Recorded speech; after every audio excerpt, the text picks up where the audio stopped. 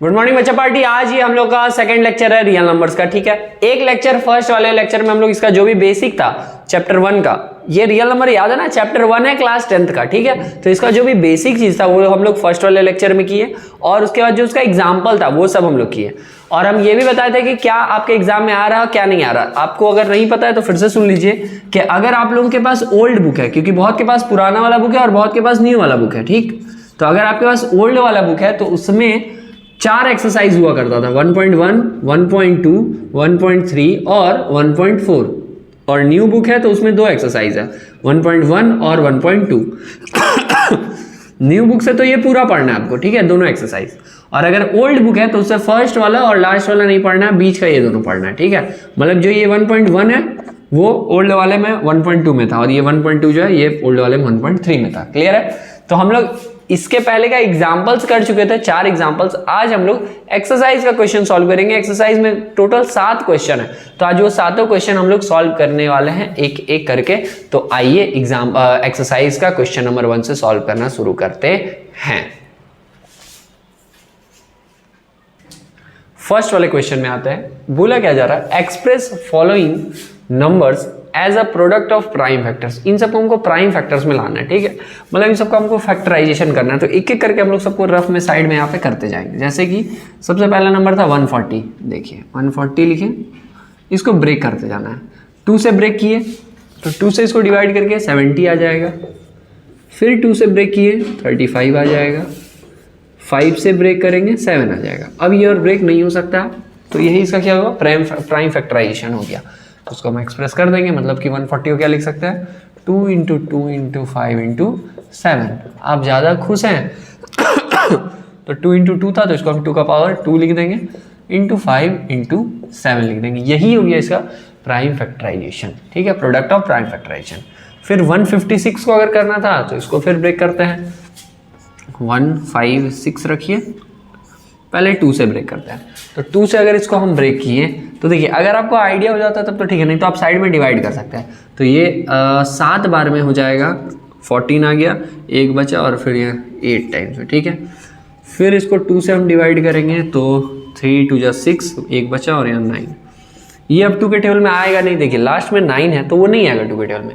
Odd number मतलब odd आ रहा ना, लास्ट में 9 आ रहा, तो ऑड नंबर इवन के में कभी नहीं आता। ठीक है, तो 2 के टेबल में ये कभी आएगा नहीं।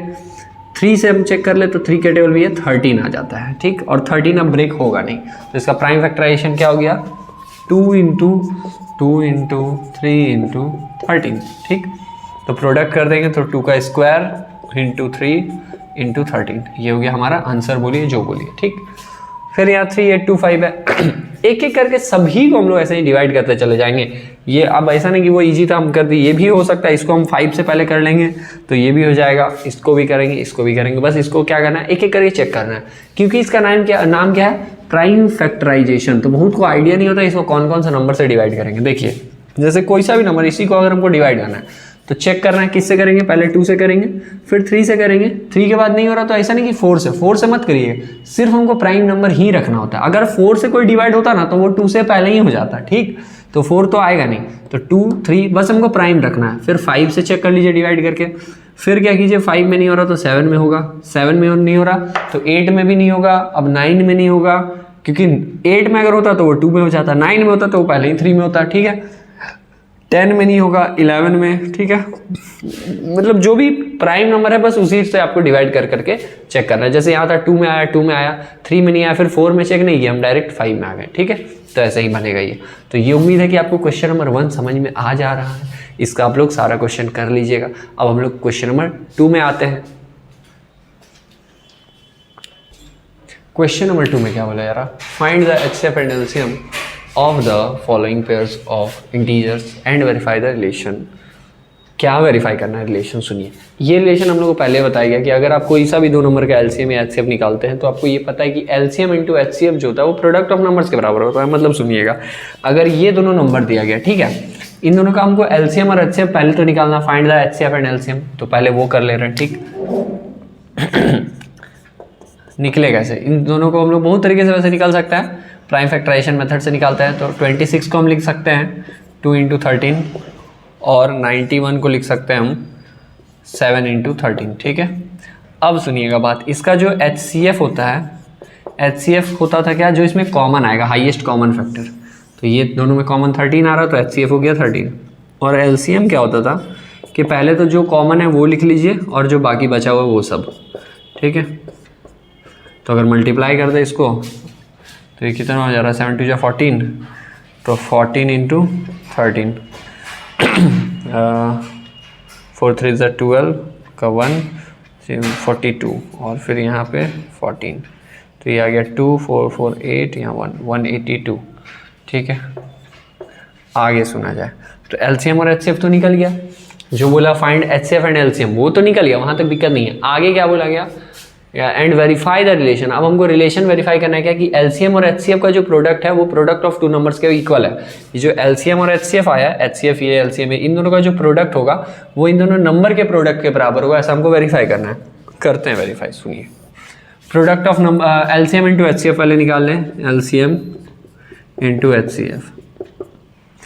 LCM था 182 और HCF था 13, ठीक है। मल्टीप्लाई करते हैं 182 इंटू 13, ठीक है। 3 2 जा 6, 24 का 4, 2 कैरी 3 2 5, फिर यहाँ 182, यहाँ गया 6 6, 13 का 3, और यहाँ पे 2 2 3 6 6, 2 3 6 6 आ गया, ठीक है।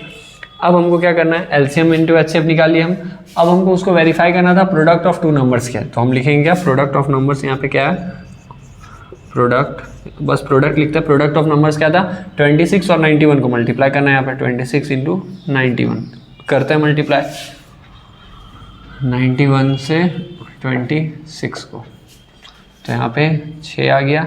उसके बाद फिर 9 6 जा 54, फिर 2 और 9 दूनी 18, तो यहाँ 6 6, 13 का 3, एक हाथ में, तो 2 2 3 6 6, 2 3 6 6। तो यहाँ पे क्या हुआ कि जो ये LCM इंटू HCF था वो प्रोडक्ट ऑफ नंबर्स के इक्वल आ गया, तो ये वेरीफाई हो गया। तो हम बोलेंगे क्या कि LCM into HCF is equals to product, हम बस बोल रहे हैं यहाँ पे, आप लिख दीजिए प्रोडक्ट ऑफ नंबर्स। ये क्या हुआ, ऐसा वेरीफाई हो गया, ठीक है, ये ऐसा वेरीफाइड हो गया। क्लियर है। तो एक क्वेश्चन ये जैसे बना वैसे ही सेकंड और वैसे ही थर्ड आप बना सकते हैं मस्त। इसको क्या करना है, पहले आपको फैक्टराइज, अगर 510 बड़ा नंबर लग रहा तो आप इसको फैक्टराइज कीजिए, इसको फैक्टराइज करके लिख दीजिए, फिर इसको फैक्टराइज कीजिए, HCF निकालिए, LCM निकालिए, फिर बनते चला जाएगा, ठीक है। आइए हम लोग थर्ड वाले क्वेश्चन पे आते हैं। थर्ड क्वेश्चन में क्या बोला गया, find the HCF and LCM of the following numbers या integers by using prime factorization method. कुछ नहीं है, प्राइम फैक्टराइजेशन सबका करना है और HCF LCM निकालना है। सुनिए, सबका प्राइम फैक्टराइजेशन कैसे करेंगे, 12 है, 12 को कैसे ब्रेक कर सकते हैं हम, 2 इंटू 2 इंटू 3, ठीक। 15 को कैसे ब्रेक कर सकते हैं हम, 15 को हम लिख सकते हैं 5 3 जा 15। 21 को कैसे ब्रेक कर सकते हैं हम, 7 3 जा 21, ठीक है। अब इसका हमको HCF अगर निकालना है तो याद रखो बच्चों, HCF मतलब highest common factor, highest common factor, अधिक से अधिक कॉमन क्या है यहाँ पे 3 है, अधिक से अधिक कॉमन, तो HCF क्या हो गया 3 हो गया, ठीक। अब LCM क्या होगा, तो जो कॉमन है पहले वो लिख दो और बचा खुचा सबको लिख दो, तो इसके बाद क्या आएगा 2 into 2 into 5 into 7, 2 into 2 into 5 into 7, समझिए बात। मल्टीप्लाई करके लिख दिया जाए तो क्या हो जाएगा यहाँ पे 5 2 जा 10 और 7 2 जा 14, 14 3 जा 42, तो 4 2 और यहाँ से 0, 420 आ गया। तो HCF LCM निकल गया। बस ऐसे ही आपको इसका भी LCM HCF निकालते चले जाना है, कुछ नहीं है भाई। कोई सा भी बता दे क्या, नहीं ना। चलिए अब हम लोग 4 नंबर पे आते हैं। 4 अच्छा क्वेश्चन है। क्वेश्चन नंबर 4 में क्या बोला गया, HCF इन दोनों का दिया हुआ 9, LCM को फाइंड करना है, ठीक है। लेकिन हम लोग LCM दूसरे मेथड से निकालेंगे। कैसे, हमको पता है क्या, ये इंपॉर्टेंट क्वेश्चन है, ये एग्जाम में आता है, प्रीवियस ईयर में बहुत बार आ चुका है ये, ठीक है। हमको फॉर्मूला पता है क्या कि LCM इंटू HCF जो होता है वो प्रोडक्ट ऑफ नंबर होता है, ठीक है, प्रोडक्ट ऑफ नंबर्स होता है, ठीक। अब LCM और HCF दिया हुआ क्या है, LCM हमको नहीं पता है तो LCM की जगह LCM आ गया। HCF का वैल्यू है यहाँ पे 9, प्रोडक्ट ऑफ नंबर क्या क्या है, एक है 306 और एक है 657, ठीक। अब हमको एलसीएम निकालना है, तो जो ये 9 मल्टीप्लाई में वो डिवाइड में आ जाएगा, तो यहाँ आ जाएगा 306 इंटू 657 बाई 9 मल्टीप्लाई वाला डिवाइड में, इससे वो इससे कट कर दीजिएगा तो आ जाएगा 34। ठीक, अब 34 को उससे मल्टीप्लाई कर दीजिए तो शायद 22338 आता था, शायद 8 तो मे बी, चेक कर ले रहा है 657 इंटू 34। खैर कैलकुलेशन मल्टीप्लाई आप खुद करके चेक कर लीजिए, अब मे बी इतना आता था। ठीक है, ये क्वेश्चन नंबर 4 क्लियर हुआ। अब 2 और 3 क्वेश्चन और बचा हुआ है, 5, 6, 7, तीनों करते हैं और ख़त्म करते हैं इसको। आइए next question, question number 5। Same ऐसा ही हम लोग एक क्वेश्चन, मतलब इसका एक एग्जाम्पल भी किए हुए हैं। क्वेश्चन सुनिए क्या, check whether number 6 to the power n, मतलब एक नंबर दिया हुआ है क्या 6 to the power n, can end with the digit 0 for a natural number n। n के जगह पे क्या कोई सा भी वैल्यू रखेंगे तो क्या कभी ये 0 पे एंड होगा? मतलब समझ रहे हैं कि अगर पावर हम 1 रख दिए तो 6 आएगा, पावर 2 रख दिए तो 36 आएगा, पावर 3 रख दिए तो कितना 216 आता है। तो वही बोला कि ऐसा n के जगह ये ऊपर में हम क्या कुछ ऐसा कोई नंबर रख सकते हैं जिसको रखने पे लास्ट में 0 आ जाए? तो नहीं रख सकते, ऐसा कोई पॉसिबल नहीं है। सुनिए ऐसा क्यों, क्योंकि 6 को जब भी हम ब्रेक करेंगे, 6 का पावर n है ना, तो 6 को हम क्या ब्रेक करेंगे 3 2 जा 6 और उसका पावर n, तो हम n के जगह पे कुछ भी रखेंगे 5, 10, 12, 100 कुछ भी, तो वहाँ पे क्या आएगा 3 और 2, 3 और 2 और सिर्फ 3 और 2 ही आएगा। जबकि अगर कोई नंबर 0 पे एंड हो, कोई नंबर 0 पे एंड हो, इसका मतलब उसमें क्या आना चाहिए 10 आना चाहिए, 0 पे एंड होने के लिए 10 आना चाहिए, और 10 का मतलब क्या होता है 2 इंटू 5। तो जब तक उसमें 5 और 2 दोनों नहीं रहेगा, तो यहाँ पे 2 तो है लेकिन 5 नहीं है, तो जब तक वहाँ पे 5 नहीं आएगा वो लास्ट कभी भी 0 पे नहीं हो सकता। बात समझ में आ रहा? तो इसीलिए हम लोग यहाँ पे क्या बोलेंगे कि n का वैल्यू हम लोग ऐसा कोई भी वैल्यू नहीं रख सकते जिसपे वो क्या हो 0 पे एंड हो। तो बस ये सब बात दिमाग में रखना है, 1-2 मार्क्स के लिए, 1 मार्क्स के लिए कभी आया तो आया, ठीक है, बस दिमाग में रखना है। आइए अगले क्वेश्चन में, क्वेश्चन 6 में बोला गया why this and this are composite number, explain कीजिए कि ये दोनों क्यों कंपोजिट नंबर है। सुनिए पहले तो याद कीजिए कंपोजिट और प्राइम होता क्या था। प्राइम नंबर ऐसा नंबर जिसका 2 ही फैक्टर हो, जैसे क्या 2, 3, 5, 7, 11, 13 और फिर 17 ऐसा चलता था, जिसका 2 ही फैक्टर था। कंपोजिट में क्या होता था, जिसका 2 से ज़्यादा फैक्टर, मतलब 2 से ज़्यादा नंबर के वो टेबल में आ जाए। जैसे यहाँ पे 4, 6, 8, 9, 10, 12, 14, 15, 16 ऐसा, ठीक। तो ये दोनों नंबर कंपोजिट है, बट बोल रहा है एक्सप्लेन कीजिए कि ये कैसे है। जैसे एक नंबर हम एक्सप्लेन करते हैं, दूसरा आप खुद से कर लीजिएगा। 13 + 13, एक तो ये तरीका है कि इन सबको मल्टीप्लाई कर लो, 13 जोड़ दो, उसके बाद बोलो कि ये है या नहीं है, पर वो लेंदी तरीका, उससे हम लोग नहीं चलेंगे। हम लोग करेंगे क्या, इसमें कॉमन खेलेंगे। यहाँ भी 13 है, यहाँ भी 13 है, 13 कॉमन अगर हम ले लें तो बचेगा क्या 7 × 11 77 और +1, ठीक है। अच्छा अब एक बात समझिए, जैसे यहाँ पे हम यहाँ से 5 और यहाँ से 5 कॉमन ले लेंगे, तो फिर क्या इस 7, 6, 4, 3, 2 को मल्टीप्लाई करेंगे? नहीं करेंगे। सुनिए इस पूरे को मल्टीप्लाई में रहने देंगे, आपस में जैसे है +1 कर देंगे। लेकिन हम इससे बोल क्या पाएंगे, सुनिए कि यहाँ पे 13 है और यहाँ पे एक और नंबर है, तो इन दोनों को मल्टीप्लाई करके वो कंप्लीट नंबर मिलेगा हमको। सुनिए बात, इसको और इसको मल्टीप्लाई करके वो हमको नंबर मिलेगा, जो भी नंबर मिलेगा कंपोजिट नंबर। तो क्योंकि 2 अलग अलग नंबर को मल्टीप्लाई करके हमको एक नंबर मिल रहा है, 2 अलग अलग नंबर को मल्टीप्लाई करके हमको एक नंबर मिल रहा है, इसका मतलब वो कंपोजिट ही है, वो प्राइम नहीं हो सकता है। जैसे सुनिए अगर हम 7 को ले ले तो 7 को 2 अलग अलग नंबर को मल्टीप्लाई करके 7 नहीं आ सकता है। 7 जब भी आएगा 7 × 1 होगा, तभी 17 जब भी आएगा तो क्या होगा 1 × 17 ही आएगा। मतलब 2 अलग अलग नंबर 1 और वो उस खुद नंबर के अलावा कोई नंबर को मल्टीप्लाई करके वो नहीं आएगा, ठीक है। तो अगर उसके अलावा किसी नंबर को मल्टीप्लाई करके आ रहा है, इसका मतलब वो क्या है कंपोजिट। तो यहाँ पे क्या है कि ये 2 अलग नंबर का मतलब प्रोडक्ट आ रहा है। जैसे यहाँ 13 और यहाँ पे कोई एक नंबर अलग नंबर है, क्या नंबर हमको मतलब भी नहीं है, यहाँ एक नंबर यहाँ एक नंबर, बस वो नंबर क्या होना चाहिए 1 नहीं होना चाहिए और वो खुद नहीं होना चाहिए। तो ये तो 1 नहीं है, ठीक है, और वो खुद नंबर क्या था हमको नहीं पता, तो 1 नहीं है। तो कोई भी 2 अगर अलग नंबर को मल्टीप्लाई करके वो नंबर आ रहा है, इसका मतलब वो क्या हो गया कंपोजिट नंबर हो गया। सेम वही चीज़ यहाँ पे हम 5 कॉमन ले लेंगे, तो 7 × 6 × 5 7 × 6 × 4 × 3 × 2 × 1 +1 उधर एक हो गया, और यहाँ 5 जो मल्टीप्लाई में आता, तो 2 नंबर यहाँ क्या प्रोडक्ट में है, तो क्योंकि 2 अलग अलग नंबर प्रोडक्ट में है, इसका मतलब वो जो नंबर आएगा वो क्या रहेगा कंपोजिट। क्लियर हो रहा बात? तो बस ये समझने के लिए, ये सब आता नहीं है आपका, बस समझने के लिए।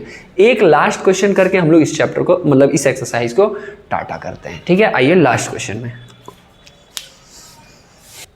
एक्सरसाइज का लास्ट क्वेश्चन क्या बोला?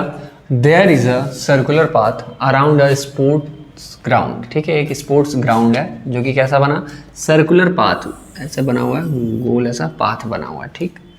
Sonia takes 18 minute to drive 1 round of the ground. इसमें एक राउंड दौड़ने में, एक कंप्लीट राउंड यहाँ से स्टार्ट किए यहाँ तक आने में सोनिया को कितना टाइम लग रहा?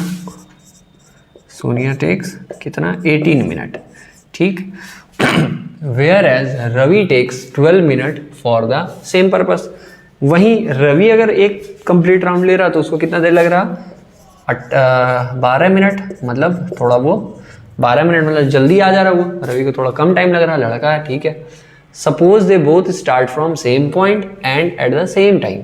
मान लीजिए कि रवि और सोनिया दोनों सेम टाइम पे सेम पॉइंट से दौड़ना स्टार्ट किया, ठीक है। And go in the same direction, same direction में दोनों दौड़ रहा, okay. After how many times will they meet again at the starting point?